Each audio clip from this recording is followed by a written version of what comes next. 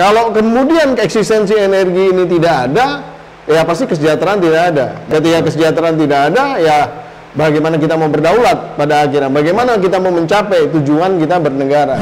Persoalannya, kata pemegang merek misalnya, manufacturingnya mengatakan, kalau saya beralih ke gas, sementara SPBG-nya, stasiun pengisian bahan bakar gasnya nggak banyak. Penyedia SPBG dalam hal ini masih pemerintah. Kalau saya bangun SPBG banyak, sementara kendaraannya belum ada. Jadi ini semacam chicken and egg ya. Mana yang duluan itu, telur apa ayam? Nah, itulah eranya yang disebut dengan era energi terbarukan. Bahkan setelah 2050, banyak pihak memperkirakan bahwa dunia itu akan menggunakan energi surya lebih banyak. Jadi energi saya yang lebih banyak nanti ya.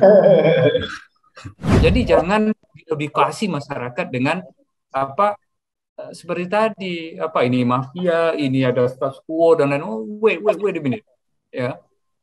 Ya, mohon maaf. Jadi kita edukasinya harus yang positif. Kalau enggak nanti Pak Surya Dharma akan ini diskusi lagi panjang dengan saya ini kalau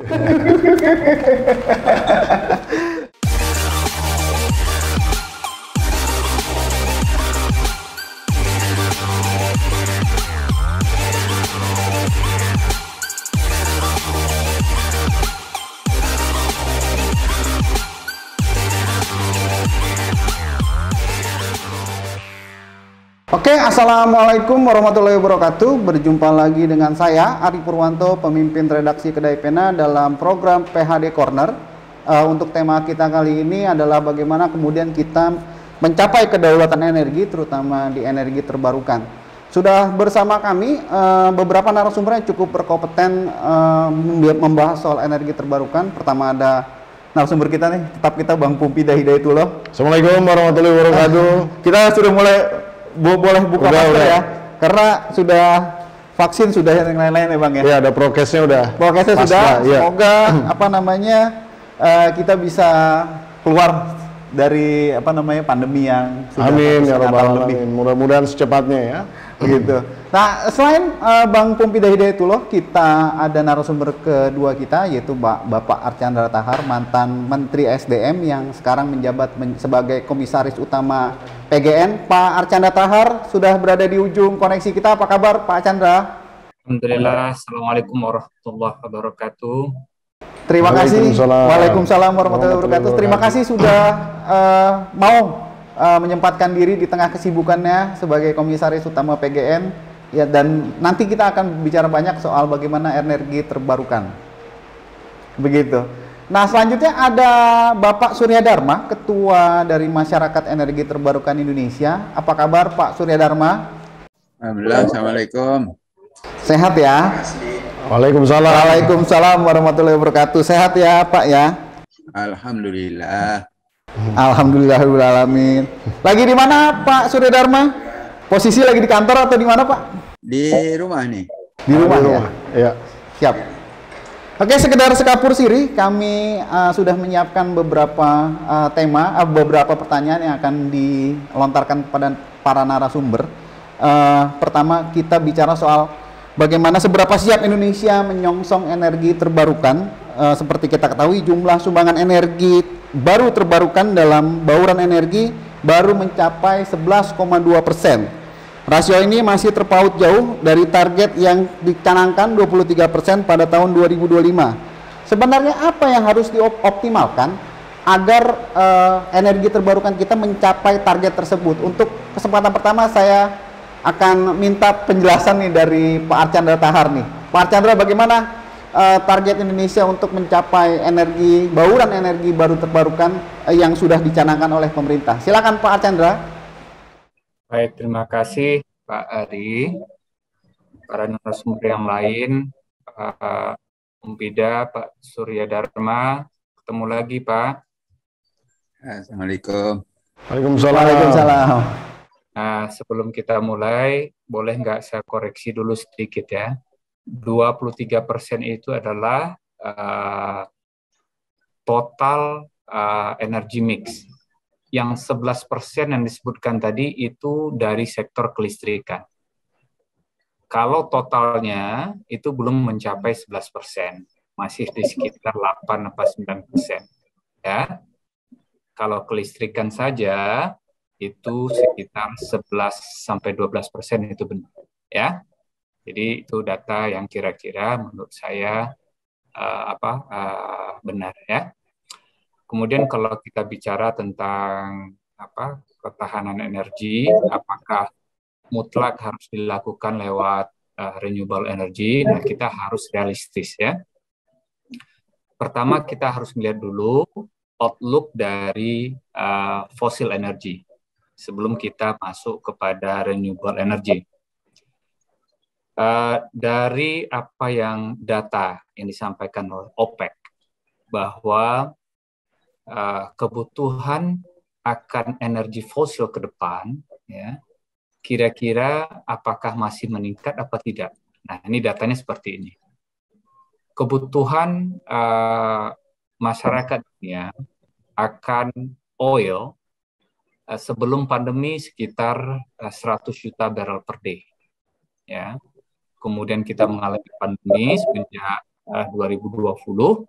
Nah, pada tahun 2020, demand oil itu turun menjadi 90 juta. Jadi turunnya cuma 10% dari total kebutuhan kita.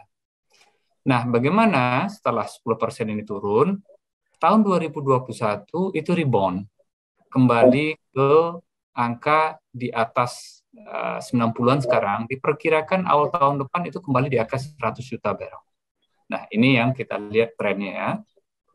Gimana dengan tahun 2022, 23, 24? Kemungkinan tren ini akan naik.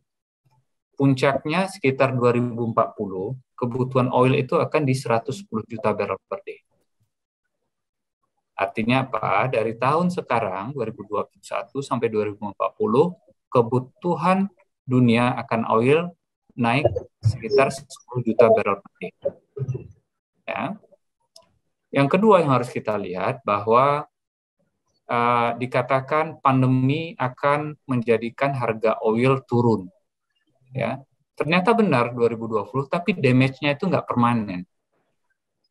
Terbukti bahwa 2021 harga kembali sebelum pre-COVID, malah lebih tinggi. Nah, ini yang data dari sisi oil. Dari data oil yang ada, sebagian besar sekitar 40-45% itu digunakan untuk sektor transportasi. Makanya dari sisi sektor transportasi, EV, electric vehicle, diperkirakan akan mampu mendisplace kebutuhan dunia akan crude oil ke depannya. Nah, dari data yang saya peroleh, diperkirakan di tahun 2030-2035, EV itu akan mendisplace kebutuhan oil dunia sekitar 6 juta barrel per day. 6 juta. 10 di displace 6 juta. Artinya apa? Ini masih ada ya tumbuh. Oil tetap tumbuh menurut data yang skenario yang ada. Ya. Nah, apa penyebab EV penetrasinya hanya mampu mendisplace 6 juta barrel per day? Walaupun 5 tahun belakang itu CAGR, Compound Average Growth rate dari pertumbuhan ini ya, pertumbuhan dari EV itu bisa mencapai di atas 20%. Namun demikian sampai hari ini, tahun ini, EV hanya mampu memenuhi atau ada di pasaran sekitar 3% dari kebutuhan faktor transportasi di dunia. Jadi baru masuk sekitar penetrasi ke market 3%. Ya. Nah, untuk itu, kalau kebutuhan oil itu akan kemungkinan tetap ada sampai 1 atau 2 dekade ke depan, sementara dunia itu mencanangkan di 2050-2060 itu kita di net zero emisi. Nah, untuk net zero emisi, satu dari beberapa opsi yang ada, satunya itu adalah renewable energy, ya. Yang kedua adalah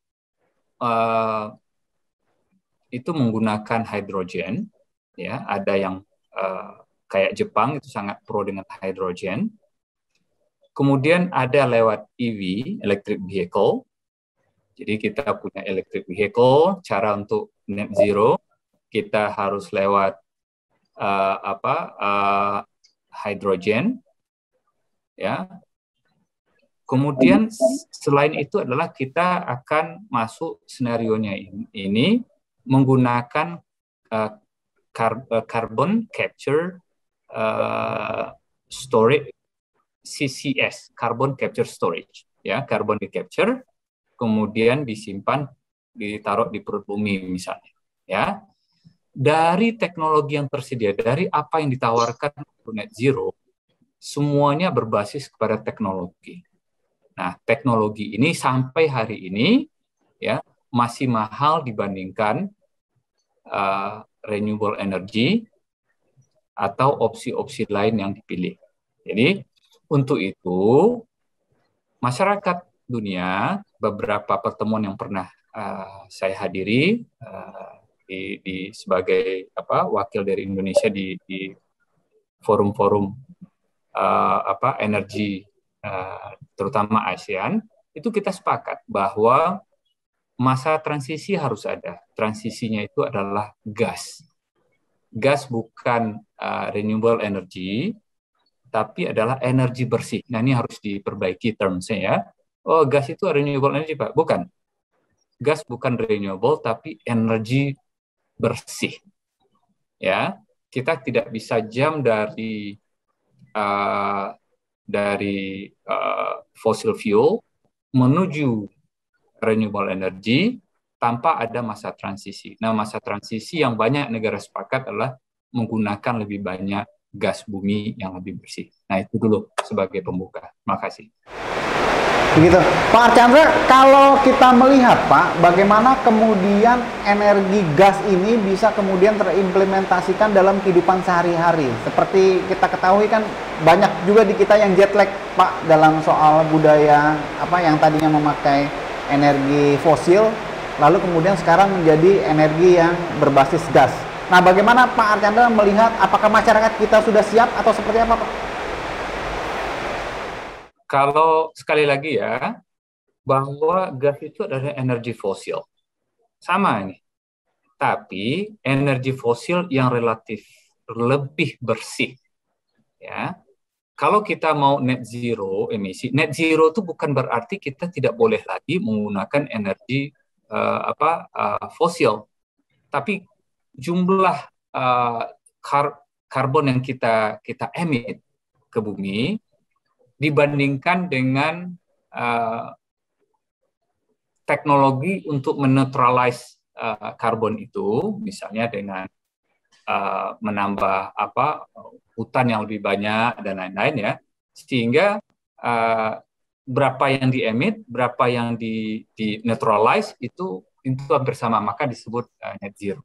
Ya, nah pertanyaannya kenapa gas ini, apakah kita siap apa tidak?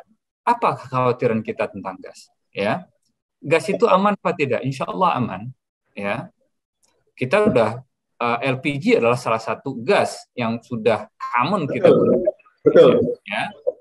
Nah, mungkin yang jadi pertanyaan adalah apakah gas bumi dalam bentuk non LPG, mungkin LNG atau gas pipa, yang digunakan ke rumah-rumah lewat jaringan gas misalnya, di mana negara-negara maju, baik itu di Eropa, di Amerika, Pak Pompeda nih di Inggris itu juga menggunakan gas bumi yang dialirkan ke rumah-rumah seperti air di PDAM.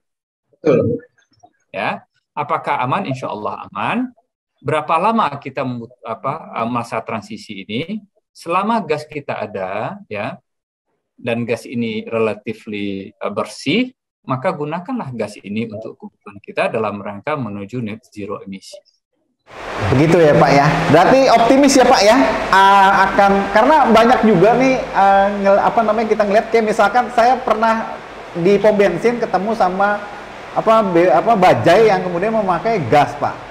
Tapi kemudian setelah saya tanya kenapa ke SPBU, karena masih bisa dipakai BBM Pak, makanya kemudian kita lebih pakai BBM. Nah, apakah hal ini juga akan membuat semakin lama perpindahan atau migrasi kita menuju energi gas, Pak, sebagai sarana transportasi, Pak? Gas ini kalau di Indonesia punya isu tersendiri ya dalam implementasinya. Pertama, beda gas dengan BBM itu adalah game dari gas ini kita harus menyiapkan infrastrukturnya. Beda dengan oil ya. Oil itu lebih gampang ditransport, sementara gas tidak. Sebelum gas bisa ditransport, dia disiapkan dulu infrastrukturnya. Nah, permasalahannya kalau tadi menyangkut bajai misalnya, ya, atau kendaraan gas yang lain, satu, tidak semua mobil bisa menggunakan gas. Artinya disiapkan dulu perangkatnya agar dia bisa menggunakan gas bumi untuk sebagai bahan bakarnya. Persoalannya, kata pemegang merek misalnya, manufacturing-nya mengatakan kalau saya beralih ke gas, sementara SPPG-nya, stasiun pengisian bahan bakar gasnya nggak banyak. Ya. Kemudian penyedia SPPG dalam hal ini masih pemerintah, Kementerian SDM beberapa membangun SPPG, termasuk juga BGN. Kalau saya bangun SPPG banyak, sementara kendaraannya belum ada. Jadi ini semacam chicken and egg ya. Mana yang duluan itu, telur apa ayam? Nah, untuk itu memang diperlukan strategi agar penetrasi gas itu lebih banyak lagi digunakan dalam masa transisi ini. Misalnya, bajai mungkin ya, bajai coba bayangkan, kalau SPBG-nya ada di Monas misalnya, ya, dia sedang berada di Bekasi, SPBG nggak ada. Terus untuk mencapai Monas, untuk mengisinya gimana caranya? Kebayang nggak? Ya, dia harus Monas dulu untuk ngisi atau cari SPPG yang ada yang belum tentu ada di lokasi itu. Nah, ini juga menjadi kendala kita. Oh, kalau gitu dibanyain aja SPPG enggak. Kalau kita banyain SPPG-nya, kendaraannya belum ada. Kembali nggak modalnya ini? Iya, betul. Ya.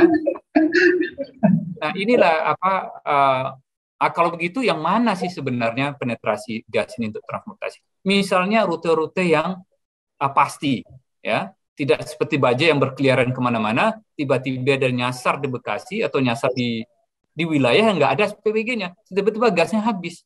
Ya, Terus dia mau ngapain?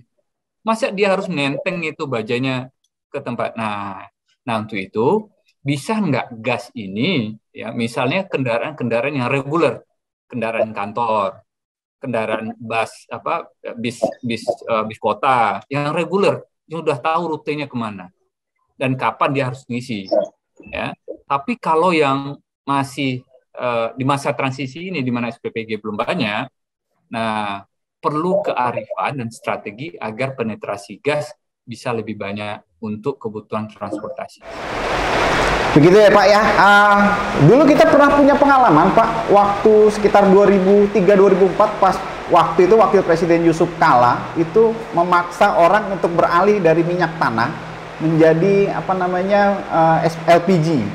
Nah, bisakah kemudian kebijakan-kebijakan serupa diambil untuk kemudian mendorong perpindahan kebiasaan atau habit masyarakat Indonesia dari yang tadinya tidak ramah lingkungan menjadi ramah lingkungan seperti gas, Pak? Nah, ini juga kita harus hati-hati sekali lagi ya. Sewaktu kita pada zamannya Pak Wakil Presiden Yusuf Kala mengalihkan dari minyak tanah ke LPG, gas itu juga terbagi dua macam ya. Satu LPG, satu LNG. Atau kita mau masukkan lagi CNG, Compressed Natural Gas ya. LPG itu gampang untuk transportasinya. Masukin tabung, dia bisa kemana-mana. Permasalahannya, LPG ini kita impor. Ya. Gas kita ada nggak? Kita punya gas. Kita punya gas. Sayangnya gas kita itu lebih banyak mampu untuk dijadikan LNG, bukan LPG. Ya. LNG transportasinya lebih susah. Tidak segampang LPG. Nah, permasalahan sekarang, LPG yang makin lama makin tidak kita punyai, ya, karena hulu migas kita, dulu kita punya gas, ada LPG-nya, makin lama, yang LPG ini C3, C4, ya, rantai karbon 3 dan rantai karbon 4, itu makin lama makin hilang di Indonesia ini, makin habis reservoir kita yang di hulu migas itu makin hilang. Terus kita mengatakan, Pak, kok bisa hilang? Ya Tuhan yang mentakdirkan makin lama kita nggak punya lagi LPG. Yang kita banyak punya sekarang adalah C1, C2 yang bisa digunakan untuk LNG atau gas pipa atau CNG. Kalau CNG, compressed natural gas, dia harus dikompres yang volumenya mungkin menjadi 1/300 dari volume normalnya. Kalau LNG bisa kita kompres ke volume 1/600. Jadi 600 kali kita bisa ngecilkan gas itu baru kita transportkan. Ya. Nah, kalau LNG yang kita harus transportkan, dia jauh lebih susah dibandingkan kalau kita mentransportkan LPG. Nah, ini persoalan kita juga.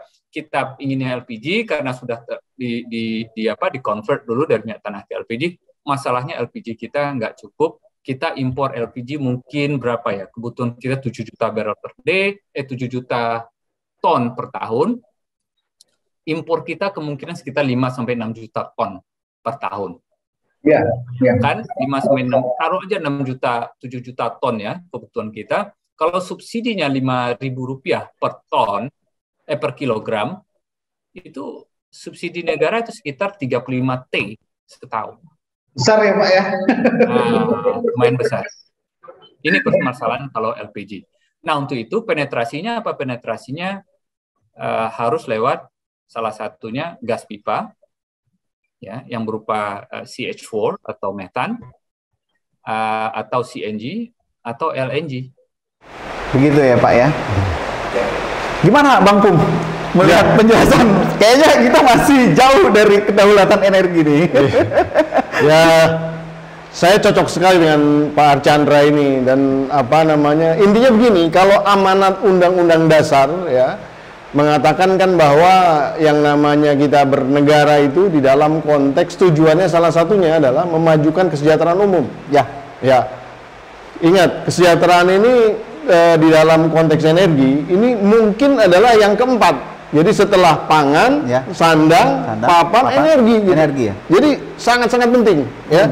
Kalau kemudian eksistensi energi ini tidak ada, ya pasti kesejahteraan tidak ada. Ketika kesejahteraan tidak ada, ya bagaimana kita mau berdaulat pada akhirnya? Bagaimana kita mau mencapai tujuan kita bernegara? Nah, oleh karena itu sebenarnya yang dimaksud dengan kesejahteraan umum itu tentu adalah basis-basis kesejahteraan yang bisa didapatkan oleh masyarakat secara mudah. Seperti tadi disampaikan oleh Pak Archandra ya, beberapa persoalan di dalam konteks infrastruktur energi juga ternyata bajai aja akan kesulitan kalau kita mau pakai yang namanya gas gitu. Betul.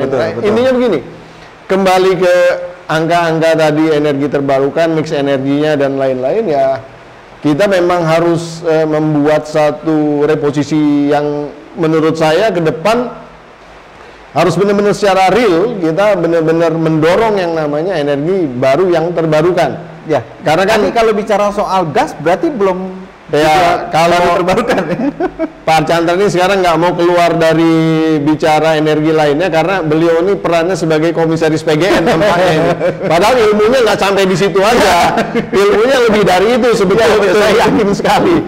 Cuma ini karena ada titel ya, jadi pembicaraan ini kembaliin di seputar situ aja Pak ya, kira-kira seperti itu kalau saya lihat. Nah, kalau saya lebih bebas dibicara, jadi saya angle-nya mungkin langsung aja menyodok ke hal-hal yang lebih katakanlah esensial ya. Karena kita ingat yang namanya energi itu kan tidak bisa diciptakan. Betul. Energi itu kalau berdasarkan hukum kekekalan energi hanya bertransformasi dari jenis energi satu ke energi yang lain. Nah, ada yang sifatnya bisa reversible, maksudnya di generate ulang ya. Ada yang sifatnya kimiawi. Dia prosesnya sekali dipakai, energinya diambil, kemudian menjadi sampah energi gitu. Kira-kira seperti itu. Nah, itu yang irreversible. Nah, jadi kalau dipahami secara real ya fossil fuel termasuk yang irreversible tadi, yang tidak bisa di renewable. Nah, itu yang menjadi poinnya. Nah, sebenarnya luas sekali ya,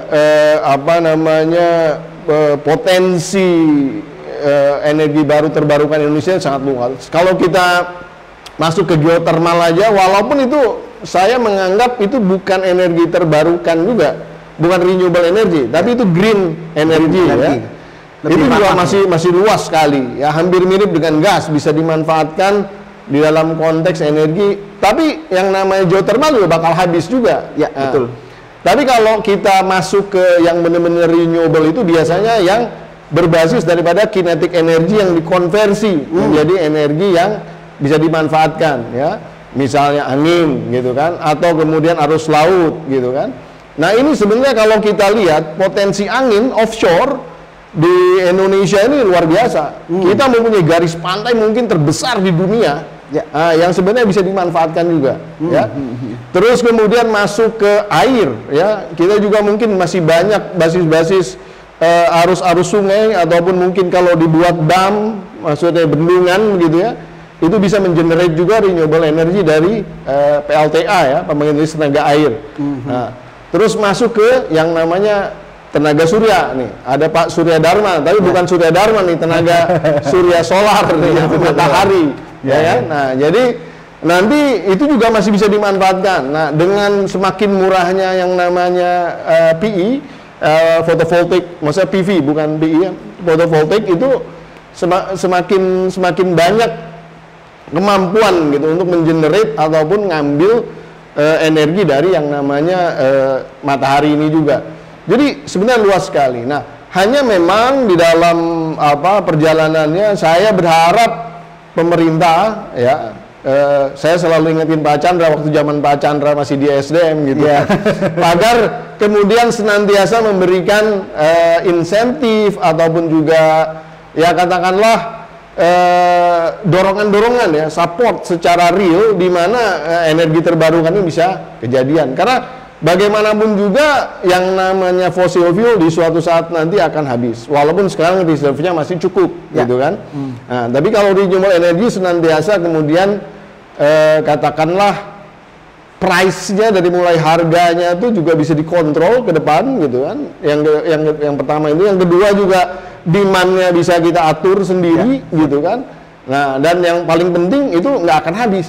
Gitu loh, karena kita akan senantiasa generate selama maintenance dilakukan, karena ini kebanyakan yang namanya energi terbarukan itu basis kekuatan ataupun stabilitasnya itu di maintenance, karena dia sangat technological based gitu, ya. Jadi tergantung daripada equipmentnya, tergantung daripada teknologi yang dimana maintenance lah pada akhirnya. Nah, itu gambarannya sebenarnya, ya. Bang, kalau saya lihat tadi kita bicara sama Bang Archandra tadi, tadinya saya berpikir gas itu sesuatu yang bisa kemudian panjang, long life gitu ya. Tapi ternyata Bang Archandra bilang tadi LPG-nya yang sudah mau habis, LNG-nya yang banyak nih. Nah, kalau untuk konteks Indonesia yang negara kepulauan dan yang lain-lain, tadi Bang Archandra sempat bilang misalkan soal distribusi dan lain bermasalah, energi apa yang paling masuk akal kemudian dikembangkan, energi terbarukan tentunya yang dikembangkan di Indonesia dan kemudian paling masuk akal untuk masyarakat Indonesia?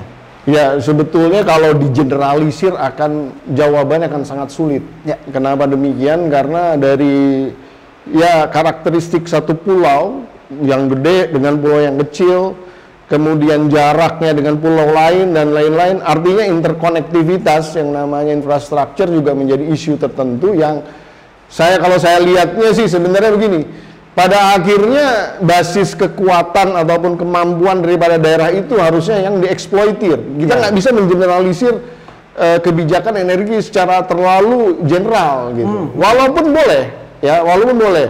Karena kan kalau misalnya mohon maaf kata gitu ya, kalau kita bicara bahwa satu harga minyak gitu di seluruh Indonesia harus sama, nah itu juga bukan sesuatu yang mudah sebetulnya. Ya, dan bukan, ya, memang tidak impossible, tapi bukan sesuatu yang mudah. Ya. Makanya kemarin Pertamina juga mundur karena persoalan distribusinya nggak mudah. Indonesia sangat luas sekali, 17.000 pulau kan, jadi waduh, itu nggak main-main gitu kan. Artinya ini benar-benar negara yang perlu, ya, treatmentnya unik satu dengan satu gitu. Kalau saya, ya, istilahnya kebijakan formal di nasionalnya mungkin harus benar, bisa secara general bisa mengcover basis-basis yang besarnya, pulau-pulau besar, tapi di pulau-pulau kecilnya nih kemungkinan harus beda-beda nih satu-satu gitu. Beda-beda ya? Ya, harusnya tergantung kemampuan mereka sendiri. Gitu. Kira-kira begitu. Kalau nggak, akan sangat sulit kita untuk kemudian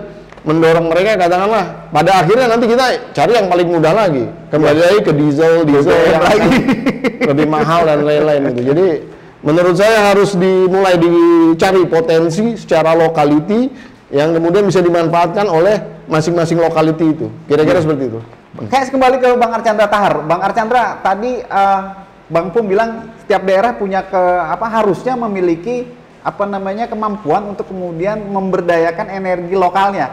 Nah, apakah peta jalannya sudah ada, Bang, untuk setiap daerah di Indonesia, atau memang pusat yang kemudian memberikan power tersendiri, Bang? Sepakat ya dari konsep bahwa pengelolaan energi itu harus melihat wisdomnya, local wisdom untuk masing-masing daerah ya. Dari tingkat ini dulu, dunia dulu ya, belajar tentang kemandirian energi. Kita adalah negara kepulauan. Kebanyakan kita belajar dari negara kontinental yang besar-besar ya, kayak Amerika, Eropa ya. Padahal kita adalah negara kepulauan, itu dulu ya. Berarti kita harus melihat spesifik pengembangan energi berbasis negara kepulauan. Saya sepakat itu ya.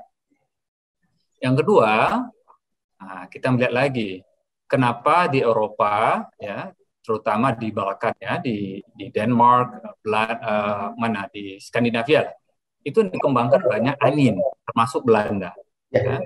Offshore dan onshore. Kenapa? Memang di sana prevailing windnya memang tinggi sekali di sana ya. Dan itu mereka mengembangkan lebih banyak wind ya. Gimana kalau di Timur Tengah? Timur Tengah itu lebih banyak, kalau melihat ya potensi matahari di sana, capacity faktornya di sana bisa di atas 24% ya untuk solar PV di Middle East. Bagaimana kita di Indonesia? Indonesia kita punya capacity faktor mungkin sekitar 18%. Yang tinggi mungkin di NTT yang bisa 24%. Jadi secara ketersediaan energi memang harus dilihat wilayah per wilayah ya. Coba kita bayangkan ada wilayah yang kaya akan geothermal di Indonesia ya. Ada wilayah yang tidak ada geothermal sama sekali. Nah, artinya kalau ada geothermal ya kita kembangkan geothermalnya di sana. Kalau wilayah di mana anginnya besar seperti yang ada di Sulawesi di selatan ya, di situ kan ada dua pembangkit listrik tenaga bayu, di sana ada 2 ya. Nah, itu adalah berbasis di mana prevailing wind, kecepatan angin di sana memang cocok dan secara komersial viable untuk dikembangkan wind. Carilah di daerah-daerah lain di Indonesia ini yang memang cocok untuk wind. Jadi sepakat bahwa masing-masing wilayah ada keunikan tersendiri dalam mengelola energinya. Untuk itu ada yang dinamakan yang RUEN. RUEN itu Rencana Umum Energi Nasional, ya. Ada RUET, Rencana Umum Energi Daerah. Nah, daerah juga punya rencana tersendiri, ya, bagaimana dia mengelola energinya berdasarkan kebutuhan dan ketersediaan energi di daerah tersebut. Maka adanya RUET di masing-masing provinsi yang disahkan lewat perda, ya. Jadi diperdakan bahwa ini RUET kita di masing-masing provinsi. Jadi sudah ada peta jalannya untuk masing-masing provinsi tersebut. Apakah sudah semuanya sekarang? Saya sudah tidak mengikuti lagi. Silahkan tanya ke Kementerian SDM. Sudah berapa provinsi yang mengesahkan RUET-nya? Kalau Pak Archandra masih jadi SDM, Menteri SDM, mungkin jalannya akan lebih baik nih ya, Bang ya. Saya ke Pak Surya Dharma, tadi menyambung omongan dengan Pak Archandra dan Bang Pumpida. Tadi kita sudah sebutkan bahwa daerah harus kemudian memiliki kemudian kearifan ya untuk kemudian mengembangkan energi yang kemudian bisa menjaga ketahanan energinya. Nah, kalau Bang Surya Dharma melihatnya bagaimana? Kenapa kemudian kita masih tergantung terus sama energi fosil, Bang? Silakan Bang Surya Dharma. Baik, terima kasih. Assalamualaikum warahmatullahi wabarakatuh. Waalaikumsalam. Saya sudah lama nggak ketemu Pak Archandra, ini udah Barangkali selama COVID barangkali Pak ya. Iya, iya. COVID udah hampir 2 tahun kita nggak pernah ketemu dan sibuk dengan masing-masing, dan sebagian besar kita bekerja dari rumah gitu ya. Dan saya kira dengan kondisi ini sebetulnya saya kaitkan dengan bagaimana kondisi energi terbarukan. Saya ingin memulai dulu sebetulnya apa yang disampaikan Pak Archandra tadi. Saya sangat sepakat bahwa dunia itu sedang berubah gitu ya. Berubah menuju kepada sebuah sistem yang disebut dengan net zero emission ya. Tahun 2050 targetnya. Ini dari dunia sebetulnya, dan itu sudah dicanangkan sejak COP 2015 ya. Dan IEA juga sudah membuat sebuah prediksi dan sebagainya, dan saya kira Indonesia juga sebagai sebuah negara kepulauan yang tadi Pak Archandra mengatakan bahwa kita bukan negara kontinen tapi negara kepulauan yang tentu pasti akan berpengaruh besar, akan berdampak sangat signifikan dengan situasi dan kondisi emisi yang makin meningkat pada akhir-akhir ini. Nah, oleh karena itu, tentu Indonesia akan menjadi salah satu negara yang berada paling depan ya untuk memberikan dukungan dalam rangka pencapaian net zero emission itu. Nah, apa target dari net zero emission ini? Ini yang saya kira yang menjadi pemikiran kita, karena net zero emission itu akan mengalami sebuah perubahan penggunaan energi dari dominan energi fosil menuju kepada yang disebut dengan transisi tadi, yang pada akhirnya nanti setelah tahun 2050 kira-kira akan menggunakan lebih banyak pada energi terbarukan. Nah, itulah eranya yang disebut dengan era energi terbarukan. Bahkan setelah 2050 banyak pihak memperkirakan bahwa dunia itu akan menggunakan energi surya lebih banyak. Jadi energi saya yang lebih banyak nanti ya. Itu akan lebih banyak nanti. Kalau kita lihat dari fase transisi, maka transisi itu dibagi dalam 3 kelompok gitu ya, 3 fase. Yang pertama itu adalah pre tahun 2025 ya. Kalau kita kenal, kalau Pak Archandra kalau saya nggak salah sering menyebut juga itu adalah era masa lalu gitu ya. Sampai tahun 2025 di mana energi yang digunakan mayoritasnya adalah energi fosil ditambah dengan nuklir. Bahkan itu lebih dari 60-70% itu masih bergantung kepada itu. Kemudian fase yang kedua kita akan masuk pada fase era transisi dari tahun 2025 sampai tahun 2050. Dan di sini ini sudah mulai mengalami perubahan penggunaan energi dari fosil itu menuju kepada dominannya adalah energi terbarukan.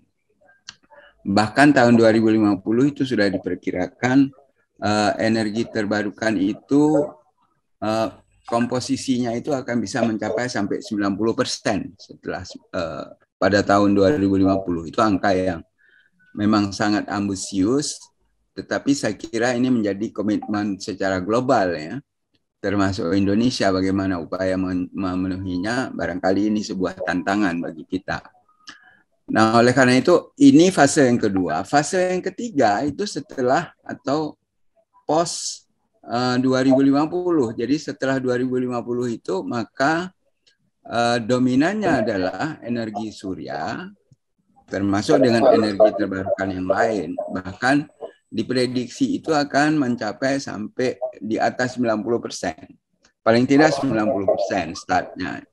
Nah, dari 90% ini pada tahun 2050 atau ke atas itu dominannya adalah energi solar, energi matahari atau energi surya. Itu sekitar 70%.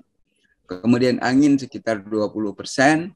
Dan sisanya adalah energi-energi yang lain, termasuk energi terbarukan yang lain.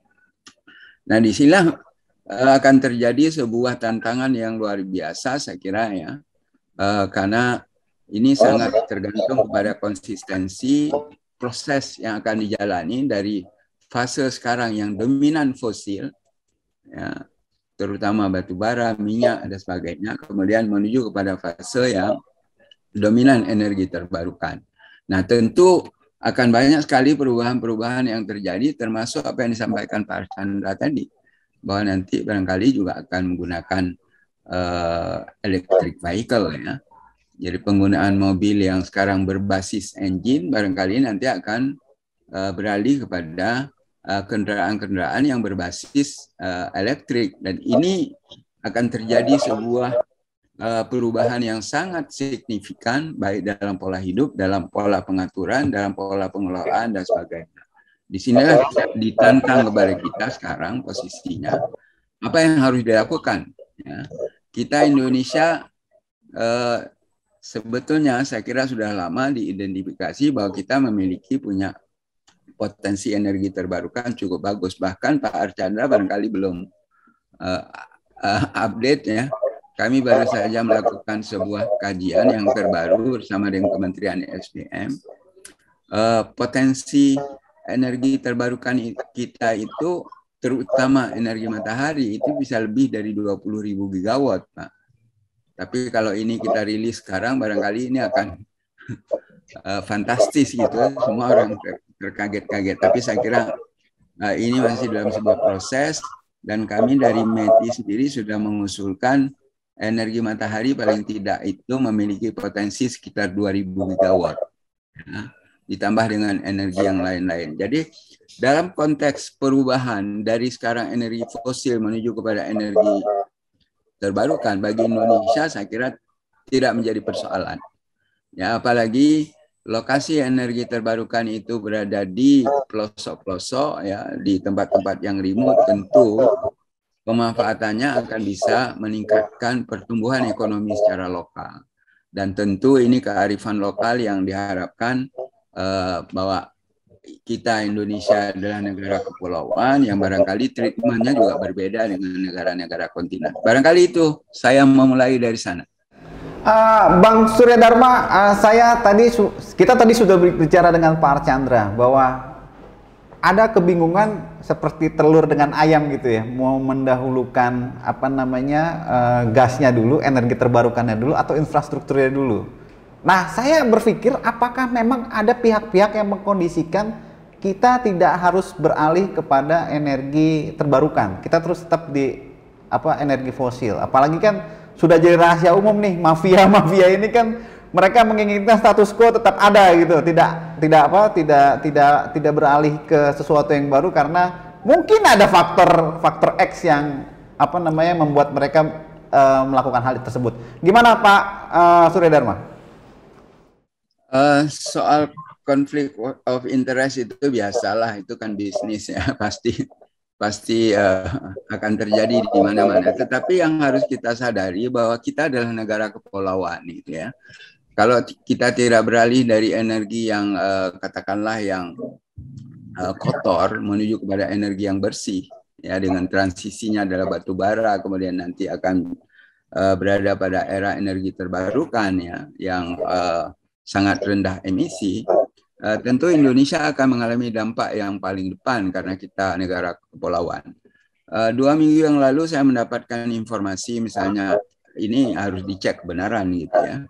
Misalnya ada 2 pulau di sekitar Sumatera yang sudah mengalami tenggelam, ya, kalau dalam bahasa kita itu disebabkan karena perubahan cuaca yang sekarang ini. Kalau itu benar, itu adalah dampak yang betul-betul serius dari perubahan iklim yang sekarang terjadi. Saya kira di mana-mana orang sudah bicara soal itu. Itu satu, gitu. Kemudian yang kedua yang kita lihat sebetulnya soal apakah telur atau ayam, ya, chicken and egg, kita sebetulnya dari energi terbarukan itu sudah mengusulkan sebuah konsep. Jadi konsepnya itu bukan lagi konsep supply creation, tetapi adalah demand creation. Jadi kita harus menciptakan pertumbuhannya itu adalah pertumbuhan kebutuhan akan energi. caranya bagaimana? Caranya itu adalah kita memperkenalkan apa yang disebut dengan rebate ya.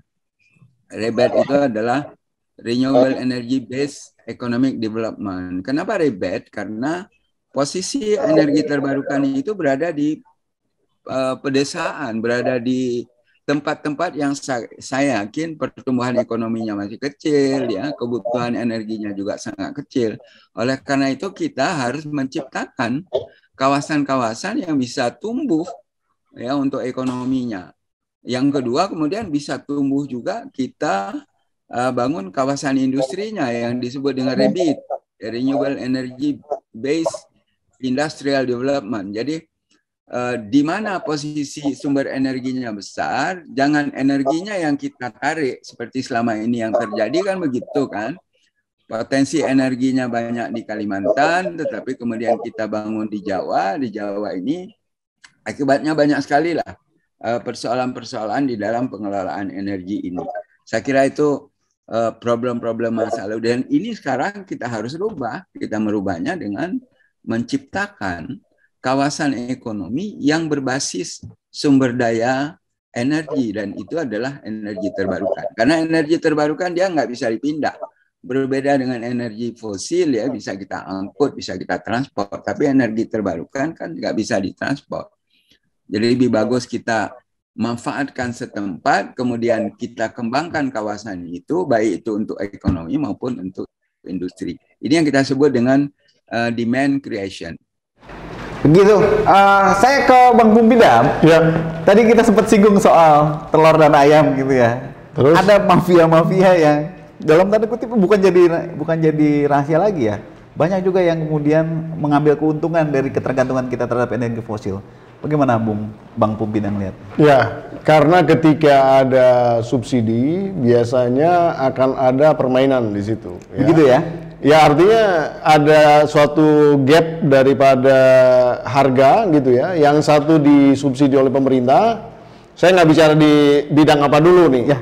Pada dasarnya ketika ada subsidi dan terjadi perbedaan harga, nah ini pasti akan terjadi. Praktek mafia itu akan terjadi. Ya. Nah, apalagi kalau pengawasannya tidak dimaksimalkan. Nah, di Indonesia ini saya nggak ngerti. Saya juga pernah jadi pengawas, ya kan? Bahkan dari mulai jadi di legislatif juga pengawas sebenarnya. Iya, pengawas betul. Tapi entah gimana basis pengawasan itu selalu dipersulit, dipermiskin datanya, aksesnya tidak dimudahkan begitu ya, dan kemudian dananya untuk mengawasi itu ya kayak dikecil-kecilin gitu. Bukan kayak dikecil-kecilin, memang kecil gitu pada akhirnya. Jadi memang agak berbahaya gitu, karena sebetulnya pada akhirnya kita tahu nih yang terjadi adalah praktek mafia, korupsi dan lain, karena basis pengawasannya sebenarnya nggak kuat gitu. Itu yang jadi saya lihat ya. Nah, berbeda kalau kemudian pengawasan diperkuat. Nah, soalnya di dalam hal ini kalau kemudian yang namanya eksekutif kemudian kuat sekali dalam konteks powerful dan membuat keputusan apapun gitu, dan dia bisa mengeksekusi, dan kemudian dia bisa bekerja sama dengan yudikatif dalam tanda petik ya, bersama mafianya bareng-bareng nih, udah selesai semua jalan gitu. Nah, yang ngawasin dibuat blank gitu, udah selesai. Akhirnya yang jadian begini-begini terus gitu. Ya, bukannya malah ketika mafia lama tergeser ada muncul mafia baru, bukan gitu Bang? Ternyata nggak juga tuh, mafia lama bertahan terus juga, itu gila juga tuh mafia itu. Apalagi udah duitnya udah banyak dia, semua dia tahu cara bayarnya, harganya berapa, dia udah tahu semua. Tahu ekosistemnya ya Bang ya? Kira-kira begitulah. Nah, bagaimana kemudian kita bisa mencapai kesejahteraan rakyat, ya kan? Kalau misalkan pola-pola seperti itu masih ada Bang?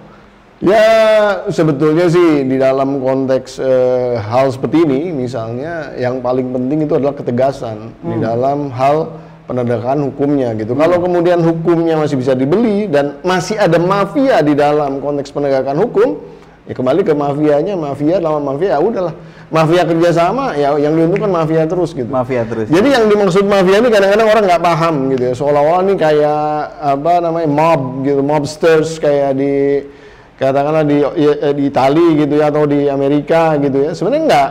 mafia itu adalah suatu kejahatan yang terorganisir yang sebenarnya tujuannya untuk menguntungkan sekelompok tertentu saja dan menafikan gitu ya basis-basis pemikiran untuk akses kepada kesejahteraan secara menyeluruh. Nah ini memang harus dilawan mau nggak mau gitu. Mau nggak mau Demi kesejahteraan rakyat. Ya betul. Kalau nggak ya kita terus-terusan begini terus gitu. Siap. Saya ke Bang Archandra lagi. Bang Archandra, tadi kita sudah singgung juga soal praktek mafia yang ada sehingga kita kemudian tetap bergantung pada energi fosil. Apa yang seharusnya dilakukan untuk kemudian memperpendek ruang gerak mafia agar kemudian kita bisa beralih ke energi terbarukan? Silakan Bang Archandra. Mohon dikoreksi ya. Bahasa mafia mungkin nggak elok lah ya. Saya bukan kalau nggak ada buktinya nanti kita hanya meraba-raba. Gitu, ya. Siap, Bang. Siap. Harus yang real lah, karena ini kan. Kalau memang ada buktinya ya nggak apa-apa ya, tolong disampaikan pada pihak-pihak yang berwenang gitu. Tapi kalau kita sudah langsung datang dengan pertanyaan, ini mafia nih gimana ini? Kenapa renewable ini nggak berkembang ini gara-gara mafia? Wait a minute. Ya, apakah benar persoalannya di situ? Ya, jadi kita harus hati-hati lah. Jadi kalau masalah mafia saya nggak komentar apa-apa, mohon maaf, karena ini nanti akan terjadi debat kusir yang nggak perlu. Ya, mendingan kita inilah yang substansi yang kita omongkan. Kenapa misalnya renewable energy kok penetrasinya nggak begitu kencang? Apa penyebabnya? Ya. Nah ini kita bisa diskusi, tapi kalau menyangkut mafia ya ampun saya mohon ampun ya.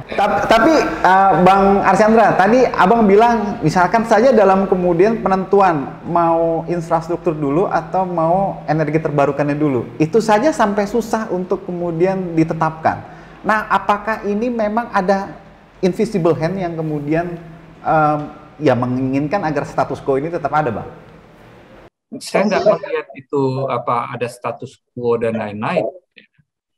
Infrastruktur itu adalah untuk gas, bukan, kita belum bicara tentang renewable energy. Ya, harus dipahami dulu nih. Kita bicara konteks infrastruktur tadi untuk gas, karena gas untuk mentransportnya perlu infrastruktur. Ya, untuk konsep renewable energy, ya, yang saya sampaikan adalah konsep di mana renewable energy itu dikembangkan disesuaikan dengan kearifan lokal di mana tersedianya energi tersebut.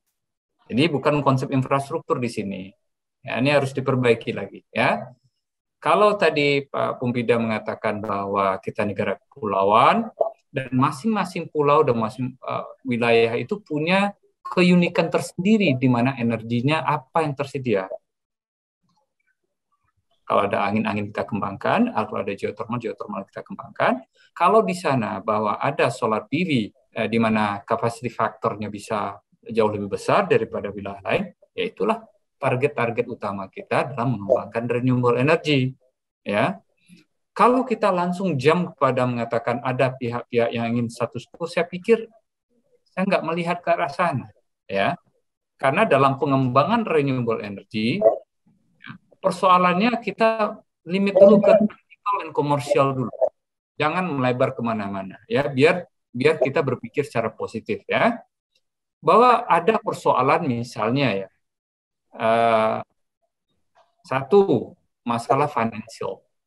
Coba bayangkan ya. Pengembang renewable energy kebanyakan itu adalah pengusaha, bukan pengusaha besar. Ya. Kemudian dia memerlukan pinjaman uang di bank-bank Indonesia. Bank Indonesia rate komersial itu rupiah mungkin 10-11%. Kalau dia mengembangkan renewable energy, rate-nya internal rate of return dia mencapai 15%, dia dapat cuma spread 4%. Ini Pak Surya Dharma tahu persis, itu kadang-kadang nggak masuk ke ekonomiannya. Itu persoalan pertama. Ya, jadi ketersediaan dana untuk pengembangan renewable energy yang mampu membuat renewable energy itu commercially viable. Ini persoalan kita. Yang kedua, ya, persoalan apa lagi? Persoalan dalam pengelolaan misalnya solar PV kita perlu tanah, ya. Nah, tanahnya didapat dengan cara apa? Nggak ada tanah yang free. Kalau solar PV di mana di gurun misalnya, silahkan aja, itu free kok. Di Indonesia, di mana kita mendapatkan tanah yang free untuk mengembangkan solar PV? Itu misalnya ya, itu persoalan-persoalan kita. Juga bunga bank tadi, saya kembali lagi bunga bank. Kalau di luar negeri, di Eropa, ya, green fund itu bisa dapat dana murah di bawah 2%, bahkan 1% bunga pinjamannya. Kita 10%. Kalau kita bunga pinjam 10%, mampukah tarif kita bersaing dengan di negara Eropa? Nah, ini persoalan. Jadi ini bukan persoalan masalah status quo dan tidak. Ya. Kemudian kita lihat lagi perpajakan, tax incentive dalam pengelolaan renewable energy kita. Ya. Di luar negeri sana banyak sekali insentif yang diberikan government, ya, dalam rangka untuk mempercepat penetrasi renewable energy. Apakah ini masalah status quo? Enggak juga. Ya. Nah, coba kita lihat lagi. Bagaimana kita melihat pengembang-pengembang di Indonesia, ya, yang karena secara proyek itu kecil-kecil, jadi proyek developer itu yang besar-besar, yang mampu memberikan kualitas pekerjaan yang bagus, juga nggak terbentuk, belum terbentuk lah. Jadi asosiasinya Pak Surya Dharma misalnya, ya. Nah, mampukah kita membentuk, ya, pengembang-pengembang renewable energy yang berkelas dunia gitu? Sementara berlatihnya masih dalam skala kecil-kecil. Kalau skala kecil, ya, kemungkinan besar biayanya juga besar, tidak se-efisien kalau kita gunakan luar. Nah, apalagi persoalan renewable energy kita itu smart grid. Coba bayangkan kita menggunakan solar PV, tiba-tiba mataharinya mendung, ada cloud, ada hujan dan lain-lain, tiba-tiba drop. Ada misalnya 1 gigawatt solar PV drop pada saat hujan. Nah, 1 gigawatt ini digantikan oleh apa? Kita belum punya smart grid, ya. Nah, kalau kita menggunakan misalnya, backupnya batu bara. Nah, batu bara ini harus hidup untuk menggantikan yang 1 gigawatt tadi. Atau 1 gigawattnya nggak hidup batu bara, nah tiba-tiba drop, pembangkit batu bara, agar dia bisa masuk ke dalam grid itu butuh 10-11 jam untuk dia bisa beroperasi. Ya. Nah, kalau begitu kita butuh baterai. Nah, baterai persoalannya harga lagi, ya. Kalau kita menggunakan misalnya solar PV sekarang berapa, saya nggak tahu Pak Surya Dharma, mungkin 7 sen, 8 sen per kilowatt hour, ya. Kita combine dengan baterai misalnya lithium ion phosphate, LFP. Itu bisa sekitar 15-16 sen per kilowatt hour. Digabung dengan solar PV 6 sen, 7 sen, itu udah 22 sen per kilowatt hour. Mau nggak kita bayar 22 sen per kilowatt hour kalau kita combine dengan baterai? Ini persoalan-persoalan teknikal dan komersial yang harus kita bahas. Ya, jadi jangan edukasi masyarakat dengan seperti tadi, ini mafia, ini ada status quo dan lain. Oh, wait a minute. Ya. Ya, mohon maaf. Jadi kita edukasinya harus yang positif. Kalau enggak nanti Pak Surya Dharma akan ini diskusi lagi panjang dengan saya ini kalau. Siap, kalau begitu terima kasih para narasumber yang sudah menyempatkan hadir dalam diskusi mingguan Kedai-Pena PHD Corner. Terima kasih kepada Pak Archandra Tahar, pemaparannya cukup berkompeten. Yang harus digarisbawahi, jangan ngomong soal mafia dulu, kita ngomong soal teknis supaya energi terbarukan kita bisa kemudian lebih matang dan bisa lebih kemudian kita beralih ke energi yang lebih bersih. Terima kasih kepada Bang Pupida. Ya, terima kasih atas waktunya, atas pemaparannya. Terima kasih kepada Bang Surya Dharma yang sudah juga memberikan pemaparan atas energi baru dan terbarukan EBT. Terima kasih kepada Sobat Kedai-Pena yang sudah menonton acara kita. Kita berjumpa lagi di PHD Corner minggu depan. Salam sehat, tetap jaga protokol kesehatan, dan tetap merdeka. Terima kasih abang-abang narasumber. Terima kasih semuanya. Terima kasih semua. Terima kasih.